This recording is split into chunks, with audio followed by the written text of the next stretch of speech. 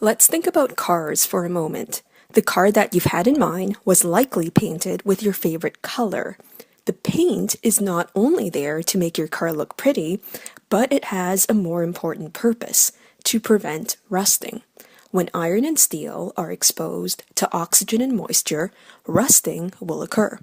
Rusting describes the corrosion of iron and steel. The term corrosion is used to describe the breakdown of a metal when exposed to the environment. When we say a metal corrodes, we mean that it has reacted with water and oxygen from the environment to form their respective oxides. We can demonstrate this using a simple experiment. Place an iron nail in 4 test tubes. Fill one with regular tap water until the nail is submerged. Fill another with regular tap water and add half a spoonful of sodium chloride, regular table salt. Shake from side to side to ensure that sodium chloride fully dissolves. Fill the 3rd test tube with recently boiled water and add a thin layer of oil. When we boil the water, we remove any dissolved oxygen, and the layer of oil prevents any oxygen from further dissolving. In the last test tube, add a spoonful of calcium chloride.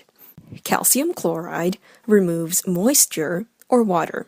So in the first test tube, the nail is exposed to oxygen and moisture. In the second test tube, the nail is exposed to oxygen, moisture, and salt.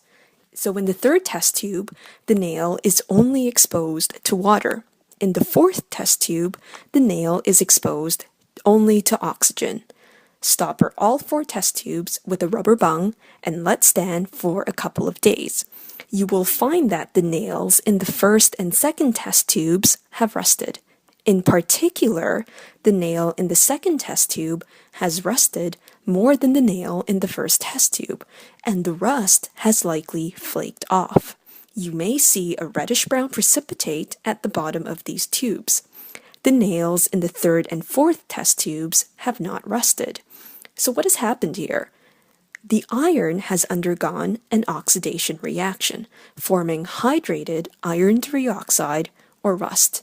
Salt and acid act as a catalyst for this reaction, which is why the nail in the 2nd test tube formed more rust than the nail in the 1st test tube. Rusting can be very costly if we have to constantly replace these items made of iron and steel. Rust can be prevented if we paint the areas exposed to oxygen and moisture. This is done on many bicycles and cars. Another method to prevent rust is by placing a layer of oil or grease. This is done on many bicycle chains. It helps lubricate the moving parts, which reduces friction and slows down the rusting process. Another way to prevent rusting is a sacrificial protection method called galvanizing. Have a look at this reactivity table. Zinc is more reactive than iron. When exposed to oxygen and moisture, zinc will corrode faster than iron. So if we put them together, zinc protects iron but is sacrificing itself, hence the term sacrificial protection. This method is applied to prevent rusting on ships.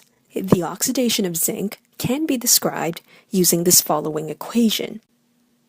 So besides preventing rusting, there is another advantage to this galvanizing process. The formed zinc oxide layer can be removed, and the freshly exposed zinc can corrode once again, thereby further protecting the iron or steel hull.